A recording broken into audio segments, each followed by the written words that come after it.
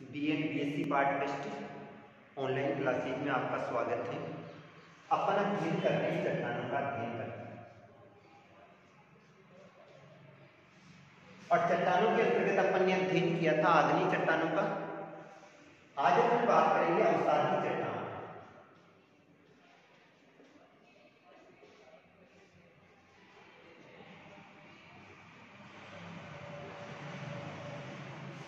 यानी अवसादी चट्टान अवसादों के कारण से निर्मित चट्टानों को क्या कहा जाता है? अवसादी चट्टान कहा जाता है। अवसाद का मतलब होता है सबसे पहले कौन सी चट्टानों का निर्माण हुआ था? आग्नेय चट्टानों का। जब आग्नेय चट्टानों का निर्माण हुआ और आग्नेय चट्टानों में अपक्षय तथा अपरदन की क्रिया हुई। अपक्षय तथा अपरदन की क्रिया किसके कारण से हुई? जल के कारण से या वायु के कारण से या फिर बाद में हिमालय के कारण से। क्या हुआ? अपक्षय हुआ और अपरदन। इसके कारण से किसका निर्माण हुआ? अवसादों का निर्माण, अर्थात अवसाद बन गए। और इन्हीं अवसादों के कारण से कौन सी चट्टानों का निर्माण हुआ?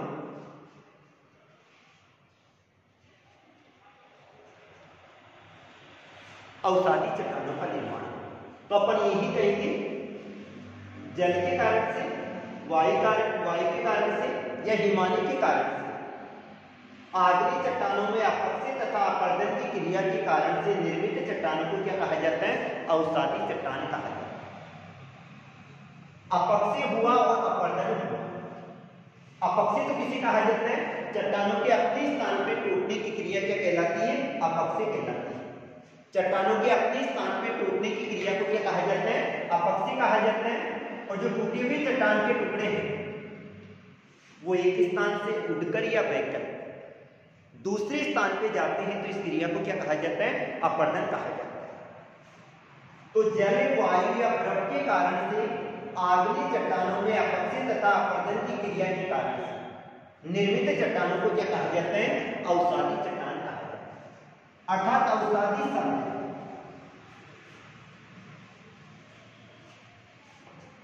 अवसादी चट्टान को क्या कहा जाता है? सीडेमेंट्री कहा जाता है।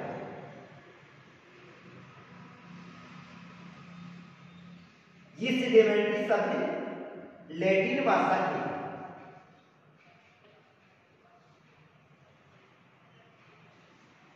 सीडेमेंटम शब्द से बना हुआ है और इस सीडेमेंटम का अर्थ होता है नीचे बैठना।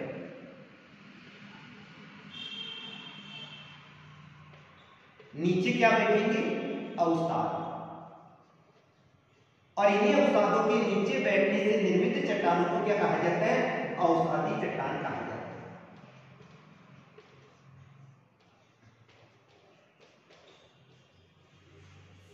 अवसादी चट्टान है जिसको अंग्रेजी में सीडेमेंट्री कहा जाता है। लैटिन भाषा के सीडेमेंटम शब्द से बना हुआ है और सीडेमेंटम का तात्पर्य होता है नीचे बैठना। अर्थात अवसादों के नीचे बैठने, जल में नीचे बैठने से निर्मित चट्टानों को क्या कहा जाता है? अवसादी चट्टान कहा जाता है। अवसादी चट्टान है जिसको अंग्रेजी में सीडेमेंट्री कहा जाता है। लैटिन भाषा के सीडेमेंटम शब्द से बना हुआ है और सीडेमेंटम का तात्पर्य होता है नीचे बैठना। अर्थात अवसादों के नीचे बैठने से निर्मित चट्टानों को क्या कहा जाता है? अवसादी चट्टान कहा जाता है। जब आग्नेय चट्टानों में अपक्षय तथा अपरदन की क्रिया होती है और ये वाली चट्टानें एक स्थान से उड़कर या बहकर दूसरे स्थान पर चली जाती है और जाकर अवसाद के रूप में नीचे बैठ जाती है तो इन चट्टानों को क्या कहा जाता है? अवसादी चट्टान कहा जाता है। आज संपूर्ण भूपृष्ठ का अध्ययन करें तो संपूर्ण भूपृष्ठ के 70% भाग पर कौन सी चट्टानें पाई जाती है? अवसादी चट्टानें पाई जाती है। यानी पृथ्वी के सर्वाधिक भूभाग पर कौन सी चट्टानें पाई जाती है? अवसादी चट्टानें पाई जाती है। इनको परतदार भी कहा जाता है।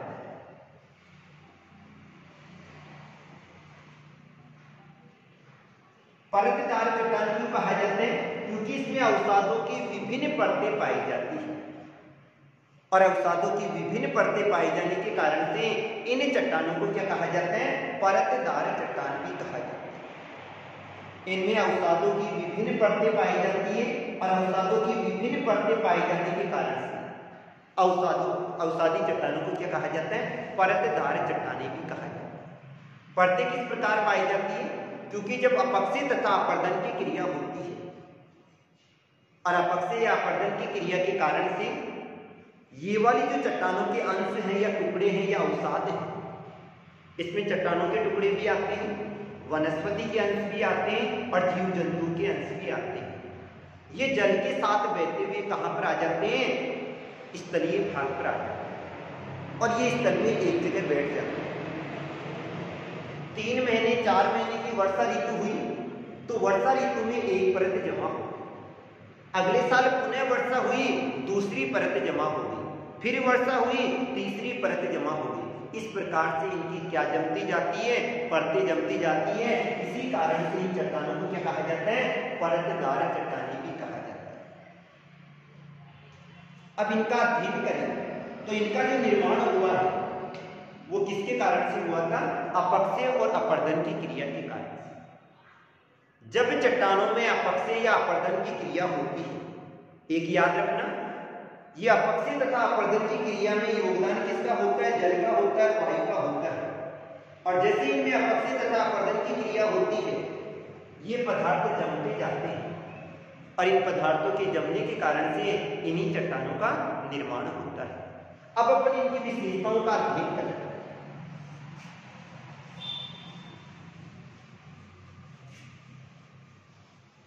तो सबसे पहली विशेषता तो पाई जाती है इनमें चट्टान,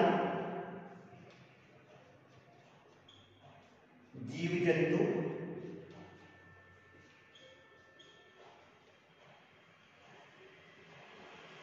और वनस्पति के क्या पाए जाते हैं? अवसाद पाए जाते हैं। इसी कारण से इनको क्या कहा जाता है? अवसादी चट्टानें कहा जाता है। दूसरी विशेषता पाई जाती है इनमें परतें पाई जाती है और इसी कारण से इन चट्टानों को क्या कहा जाता है? परतदार चट्टान भी कहा जाता है। अवसादी चट्टानों में क्या पाई जाती है? परतें पाई जाती है और परतें पाए जाने के कारण से इन चट्टानों को क्या कहा जाता है? परतदार चट्टान भी कहा जाता है। संपूर्ण पृथ्वी के 70% भाग पर कौन सी चट्टानें पाई जाती है? अवसादी चट्टानें पाई जाती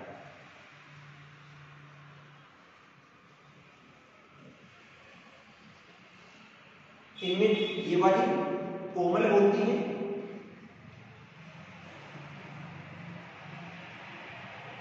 इनमें जोड़ भी पाए जाते हैं, रंध्र भी पाए जाते हैं,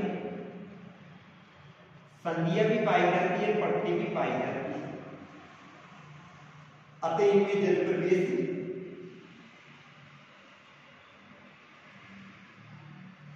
करता है और जब जल प्रवेश करता है तो इनमें अपक्षय की क्रिया भी होती है और अपर्दन की क्रिया भी होती है। और जब अपक्षय अपर्दन की क्रिया होती है तो इनमें अवसादों का निर्माण हो जाता है। इनमें खनिज पदार्थ भी पाए जाते हैं और जीवावशेष भी पाए जाते हैं।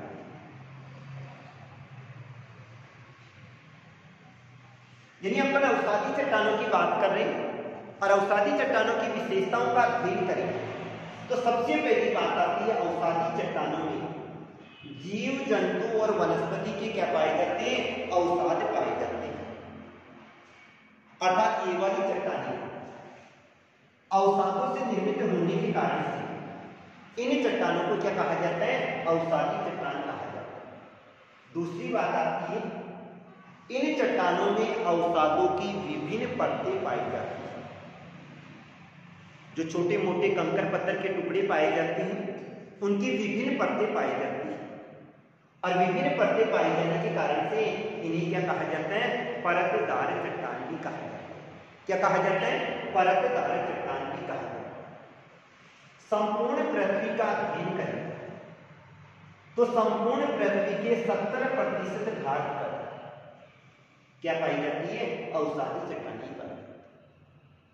संपूर्ण पृथ्वी के 70% भाग पर अर्थात संपूर्ण भूपृष्ठ पे सर्वाधिक मात्रा में कौन सी चट्टानें पाई जाती है?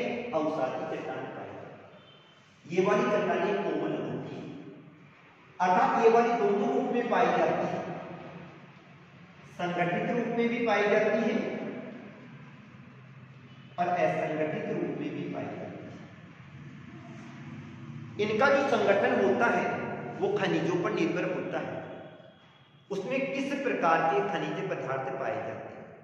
तो ये वाली चट्टानें संगठित भी हो सकती है और असंगठित भी हो सकती है, अर्थात ये कोमल होती है और जब ये कोमल होती है तो आगरी चट्टानों के विपरीत इनमें जोड़ भी पाए जाते हैं, रंध्र भी पाए जाते हैं और संधियां भी पाई जाती हैं। इन चट्टानों में जोड़ भी पाए जाते हैं, रंध्र भी पाए जाते हैं और संधियां भी पाई जाती है। जब जोड़, रंध्र और संधियां पाई जाती है तो इनमें जल प्रवेश कर जाता है और जब इनमें जल प्रवेश करेगा तो अपक्षय की क्रिया भी होगी और अपर्दन की क्रिया भी होगी, क्योंकि जल के द्वारा भौतिक और रासायनिक दोनों प्रकार का अपक्षय होता है। भौतिक अपक्षय भी होगा और रासायनिक अपक्षय भी होगा, अर्थात इनमें क्या होता है? अपक्षय और अपवर्तन। अपक्षय का तात्पर्य होता है चट्टानों के अपने स्थान पे टूटने की क्रिया, और जो टूटी हुई चट्टान के टुकड़े हैं वो एक स्थान से उठकर या बहकर दूसरे स्थान पर जाएंगे तो उसे क्या कहा जाता है? अपवर्तन। तो दोनों प्रकार की क्रिया होती है और चट्टानों के टुकड़े एक स्थान से उठकर या बहकर दूसरे स्थान पर जाएंगे।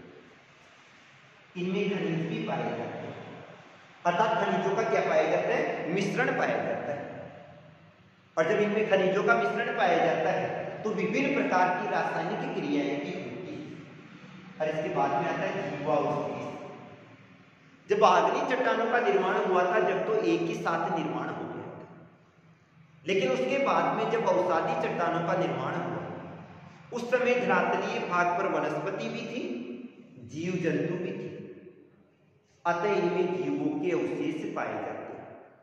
और आज अपन अध्ययन करें कोयला और खनिज तेल, दोनों कौन सी चट्टानों में पाए जाते हैं? अवसादी चट्टानों में पाए जाते हैं, और दोनों का निर्माण वनस्पति या जीवों के कारण से हुआ था। कोयले का निर्माण वनस्पति के कारण से हुआ था और पेट्रोलियम का निर्माण समुद्री जीवों के कारण से हुआ था। तो इनमें क्या पाए जाते हैं? जीवों के अवशेष भी पाए जाते हैं। अब इनका अध्ययन करें तो जैसे कौन कौन से आते हैं? एक तो जैसे बालू का पत्थर आ गया,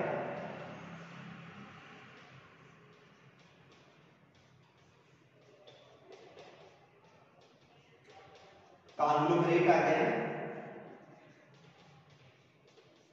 चीका मिट्टी आ गई, चूना पत्थर, ये सारे के सारे किसमें आते हैं? नमक वगैरह ये किसके प्रकार है? ये अवसादी चट्टानों के ही प्रकार है। यानी बालू का पत्थर हुआ, कांग्लोमरेट हुआ, चीका मिट्टी हुई, चूना पत्थर है, ये सारे के सारे किसमें आते हैं? अवसादी चट्टानों में आते हैं। अब इसके बाद में आता है अवसादी चट्टानों के प्रकार।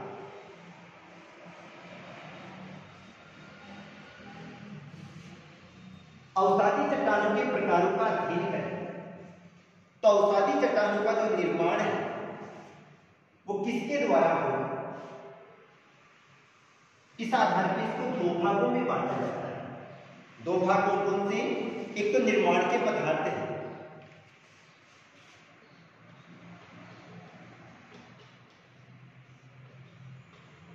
यानी कौन से पदार्थों के द्वारा निर्माण हो रहा है, और दूसरा आता है निर्माण में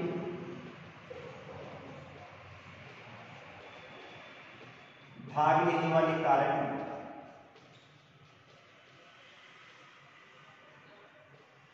तथा जमाव स्थल के आधार।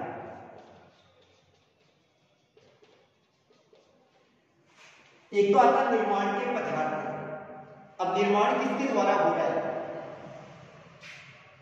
इस आधार पर तीन भागों में बांटा जाता है। चट्टान चूर्ण के द्वारा हो रहा है,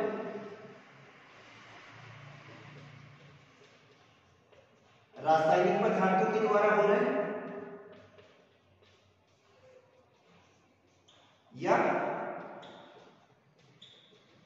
कार्बनिक पदार्थों के द्वारा। निर्माण के पदार्थों में चट्टान चूर्ण को लिया जाता है, रासायनिक पदार्थ और कार्बनिक पदार्थों को लिया जाता है। भाग लेने वाले कारकों में 3 आते हैं, या तो जल या वायु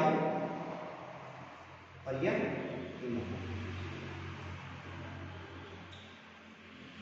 यानी अवसादी चट्टानों को 2 भागों में बांटा जाता है। एक आता है निर्माण के पदार्थ और दूसरा आता है निर्माण में भाग लेने वाले कारकों तथा जमाव स्थल के आधार। निर्माण के पदार्थों में चट्टान चूर्ण को लिया जाता है, रासायनिक पदार्थों को लिया जाता है, कार्बनिक पदार्थों को लिया जाता है। चट्टान चूर्ण का मतलब होता है जब आग्नेय चट्टानों में अपक्षय तथा अपर्दन की क्रिया होती है तो ये आग्नेय चट्टानें छोटे छोटे कंकर पत्थर के टुकड़ों के रूप में विभाजित हो जाती है। इनमें अपकर्षण की क्रिया होती है, सन्निकर्षण की क्रिया होती है और बारीक रेत के कणों का निर्माण होता है, जिसे क्या कहा जाता है? चट्टान चूर्ण कहा जाता है। दूसरी बात आती है रासायनिक पदार्थ। जब इनमें खनिज पदार्थ पाए जाते हैं तो विभिन्न प्रकार के रासायनिक पदार्थ पाए जाते हैं, और जब ये रासायनिक पदार्थ जल के साथ क्रिया करते हुए नीचे बैठ जाते हैं और उसके कारण से अगर चट्टानों का निर्माण होता है तो ये क्या कहा जाता है? रासायनिक पदार्थ। और तीसरा आता है कार्बनिक पदार्थ। अगर जीव जंतुओं के अंश पाए जाते हैं या वनस्पति के अंश पाए जाते हैं तो इनमें क्या हो जाता है? कार्बन और चूने की मात्रा में वृद्धि हो जाती है, और जब इनमें कार्बन और चूने की मात्रा में वृद्धि हो जाती है तो इस प्रकार की चट्टानों को क्या कहा जाता है? कार्बनिक चट्टानें कहा जाता है। अर्थात इसमें तो चट्टानों का चूर्ण होता है, इसमें रासायनिक पदार्थ पाए जाते हैं और इसमें जीव जंतु और वनस्पति के अंश पाए जाते हैं, जिसके कारण से उसमें किसकी मात्रा में वृद्धि हो जाती है? कार्बन की मात्रा में वृद्धि हो जाती है। दूसरी बात आती है निर्माण में भाग लेने वाले कारक का जमाव। निर्माण कौन से कारकों के द्वारा हो? तो अपन ने कहा था आग्नेय चट्टानों में जब जल के कारण से, वायु के कारण से या बर्फ के कारण से अपक्षय तथा अपर्दन की क्रिया होती है तो ये 3 कारक कार्य कर रहे हैं। जल कार्य कर रहा है, वायु कार्य, हिमालय। जब चट्टान चूर्ण या रासायनिक पदार्थ या कार्बनिक पदार्थ जल के साथ एक स्थान से दूसरे स्थान पर जाकर जल में ही बैठ के जमा हो जाते हैं तो इनको जल निर्मित या जलज सेल कहा जाता है। क्या कहा जाएगा? जल निर्मित या जलज सेल कहा जाता है। दूसरी बात आती है वायु। इस प्रकार की क्रिया होती है मरुस्थलीय क्षेत्रों में होती है। जब मरुस्थलीय क्षेत्रों में अपक्षय तथा अपर्दन की क्रिया होती है और चट्टानें वायु के द्वारा एक स्थान से जाकर दूसरे स्थान पर जमा हो जाती है और फिर बैठने के कारण से निर्मित होती है तो इन्हें क्या कहा जाता है? वायु। जैसे बालू का स्तूप और लोहे। दोनों के दोनों वायु निर्मित स्थलाकृतियां हैं और इस प्रकार की स्थलाकृतियां मरुस्थलीय क्षेत्रों में पाई जाती है। रेत के जो टीले होते हैं उन्हें क्या कहा जाता है? बालू का स्तूप, और महीन रेत के टीलों को क्या कहा जाता है? लोयस कहा जाता है। और दूसरी बात आती है हिमालय। इस प्रकार की जो स्थलाकृतियों का निर्माण होता है वो कौन से क्षेत्रों में होता है? ध्रुवीय क्षेत्रों में। ये बर्फ के साथ फिसलते हुए एक स्थान से दूसरे स्थान पर जाते हैं और उन्हीं स्थानों पर जाकर जमा हो जाते हैं तो ये किसके द्वारा हो रहे? हिमालय के द्वारा हो रहे, बर्फ के द्वारा। तो निर्माण में 3 कारक कार्य करते हैं। जल कार्य करता है, वायु कार्य करता है, हिमालय। तो जलज सेल कहेंगे, वायु द्वारा निर्मित सेल कहेंगे और हिमालयीकृत सेल कहा जाता है।